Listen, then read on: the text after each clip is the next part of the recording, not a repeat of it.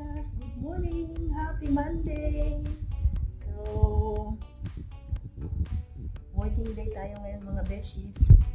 So, at least, ang sarap ng trabaho na walang asungot. Char! Doon kasi sa inalisan ko, Diyos ko po.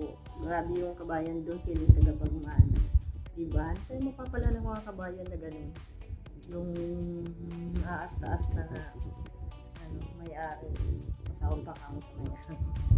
Buti na lang kamo dito sa bago kong work, dito sa kababang office.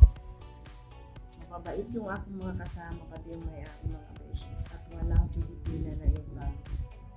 Walang umaastang tagapagmana. So sana kayo din makahanap kayo ng magandang work, di ba?